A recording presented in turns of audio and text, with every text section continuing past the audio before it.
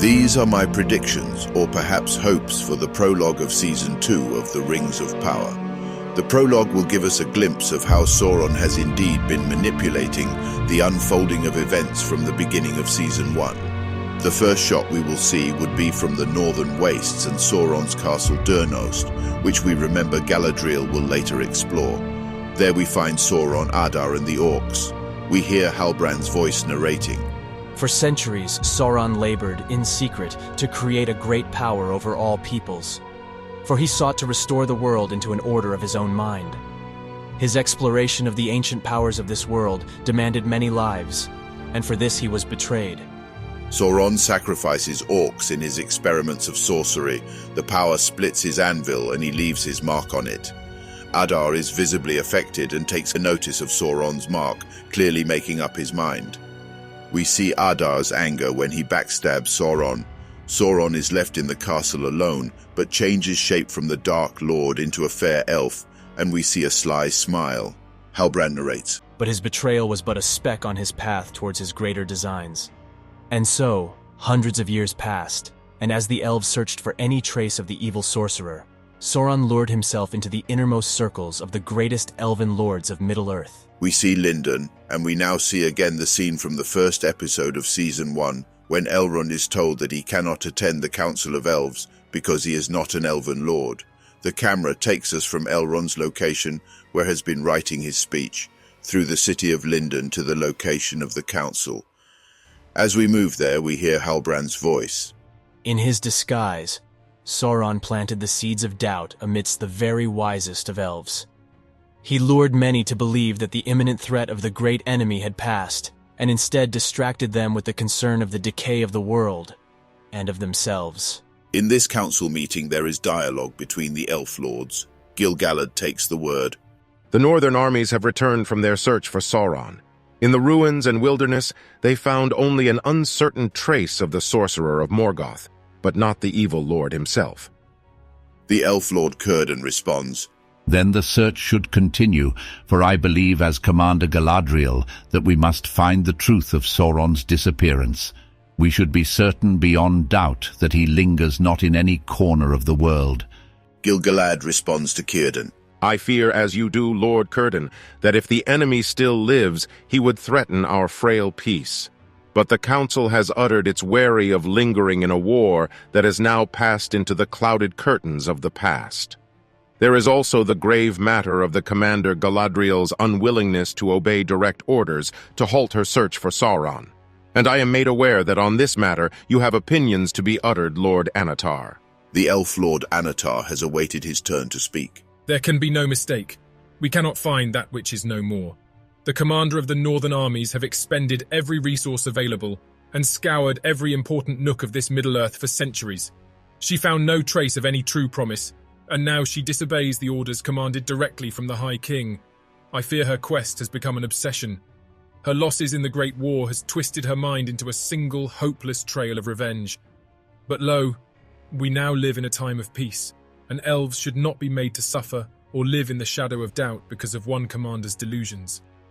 Galadriel needs healing, and can only find that in the light beyond the shores of Valinor. Then she will not distract us from graver matters of our own. For I fear that it is as we feared. The elves may not linger in this Middle-earth forever, and may fade sooner than we think. It is my belief that we may see signs of this before long. Celebrimbor is also seen, present at the council, and he seems to have an expression that reveals him favouring the suggestion of Annatar. Other elf lords also nod carefully in agreement. Gil-galad has a worried look, but also seems to understand that there is a consensus for Lord Annatar's words. We see the council discussing from afar, and it is clear that some time passes, then we see how it ends.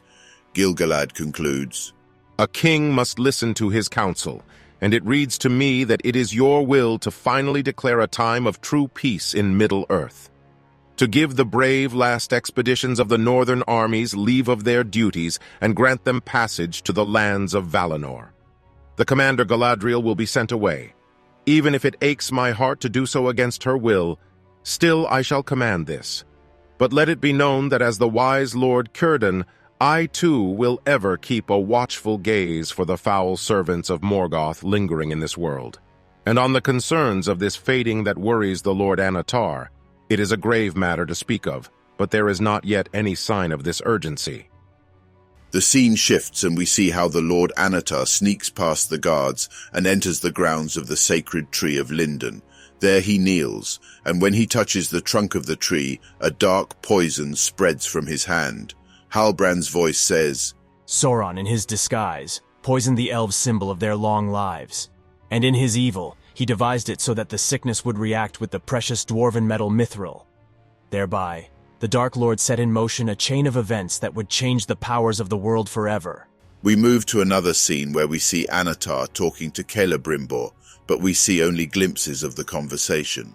You must see it, Celebrimbor. Even if the elves' lives are forever, I fear that we are decaying, and with us the world of Middle-earth.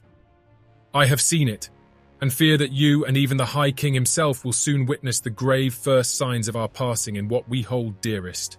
Celebrimbor is worried. If what you say is true, we must find some means to stop this decay, or else we must give up and pass into the lands of Valinor forever. If only there was some kind of key to stopping this, some power that has remained hidden to us. Anatar nods with a smile. The pace of the scenes quickens. We hear Halbrand's voice over again. Sauron, disguised as the elven Lord Anatar, sowed the seeds of worry for the decay of the elves and of the world in the greatest elven lords. We see the scene from Season 1, when Gil-galad shows Elrond the poisoned tree in Linden, and Celebrimbor is present. Now we shift scenes to a landscape with a rider leaving Linden. Halbrand continues. Having sent away the great Galadriel, isolating her from her people, Sauron fixed his mind on her. For in Galadriel lived a great potential for power, and so he sought her out. We see Anatar riding south and changing into Halbrand. The scene transitions and we see how Halbrand boards the ship with the Southlanders and travels to sea, and that Galadriel leaves Linden at the same time. The prologue ends, and a classic summary of the events and storylines of Season 1 is played. The summary ends with Sauron entering Mordor, and the audience is ready for Season 2.